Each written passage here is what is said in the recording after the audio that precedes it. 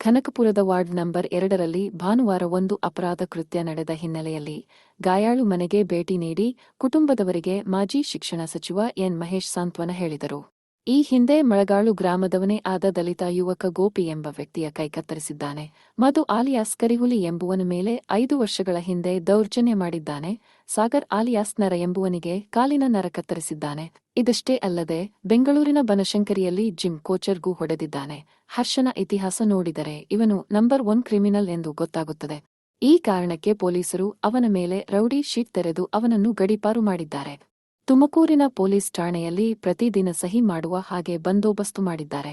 ಇಷ್ಟೆಲ್ಲಾ ಕಾನೂನು ಮಾಡಿದರೂ ಸಹ ಹರ್ಷ ಎಂಬ ವ್ಯಕ್ತಿ ತುಮಕೂರಿನಿಂದ ತಪ್ಪಿಸಿಕೊಂಡು ಬರಬೇಕಾದರೆ 8 ರಿಂದ 10 ಗಂಟೆ ಬೇಕಾಗುತ್ತದೆ. ತುಮಕೂರು ಪೊಲೀಸರು ಈ ದಿನ ಹರ್ಷ ಆಲಿಯಾಸ್ ಕೈಮಾ ಪೊಲೀಸ್ ಠಾಣೆಗೆ ಸಹಿ ಮಾಡಲು ಬಂದಿಲ್ಲ, ಯಾಕೆ ಎಂದು ಹುಡುಕಿ ಕ್ರಮ ಕೈಗೊಳ್ಳಬೇಕಾಗಿತ್ತು. ಅಲ್ಲಿಂದ ಬಂದು ಮಳಗಾಳಿನಲ್ಲಿ ಬಂದು ಘೋರ ಕೃತ್ಯವನ್ನು ಮಾಡಿದ್ದಾನೆ. ಇದು ಪೊಲೀಸರ ವೈಫಲ್ಯವೇ ಕಾರಣ ಎಂದು ಹೇಳಿದರು. ಕೂಡಲೇ ಕೊಲೆ ಆರೋಪಿಗಳನ್ನು ಬಂಧಿಸಿ ಅವರ ವಿರುದ್ಧ ಕಠಿಣ ಕ್ರಮ ಕೈಗೊಳ್ಳಬೇಕು. ಹಲ್ಲೆಗೊಳಗಾದ ಕುಟುಂಬಕ್ಕೆ ಸೂಕ್ತ ಪರಿಹಾರ ನೀಡಿ ಅವರ ಕುಟುಂಬಕ್ಕೆ ಪೊಲೀಸ್ ಭದ್ರತೆಯನ್ನು ನೀಡಬೇಕು ಎಂದು ಸರ್ಕಾರಕ್ಕೆ ಒತ್ತಾಯಿಸಿದರು. ಈ ಸಂದರ್ಭದಲ್ಲಿ ಚೆಲುವಯ್ಯ, ಮಲ್ಲಿಕಾರ್ಜುನ್, ನವೀನ್ ಹಾಗೂ ಗ್ರಾಮಸ್ಥರು ಹಾಜರಿದ್ದರು. ಇವತ್ತು ಕನಕಪುರ ನಗರಸಭಾ ವ್ಯಾಪ್ತಿನಲ್ಲಿರ್ತಕ್ಕಂಥ ಮಳಗಾಳು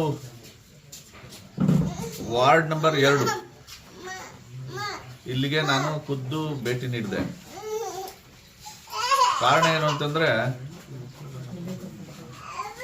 21ನೇ ತಾರೀಕು ಗುರುಪೂರ್ಣಿಮೆ ದಿನ ಇಲ್ಲೊಂದು ಅಪರಾಧ ಕೃತ್ಯ ನಡೆದಿದೆ.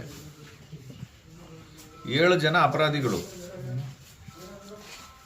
ಅದರಲ್ಲಿ ಮೊದಲನೇವನು ಹರ್ಷ ಅಲಿಯಾಸ್ ಕೈಮಾ, ಕರುಣೇಶ ಅಲಿಯಾಸ್ ಕನು,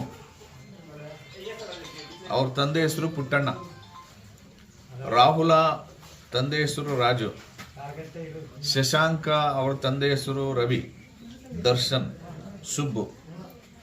ಈ 7 ಜನ ದಲಿತರ ಕಾಲೋನಿ ಒಳಗಡೆ ಬಂದು ಒಂದು ಸಣ್ಣ ಕಿರಿಕಿರಿಗೋಸ್ಕರ ಅನೀಶ್ ಸನ್ ಆಫ್ ವೈರ್ಮುಡಿ ಅವರು ಮಾಜಿ ಜಿಲ್ಲಾ ಪಂಚಾಯತ್ ಅಧ್ಯಕ್ಷರಾಗಿದ್ದವರು.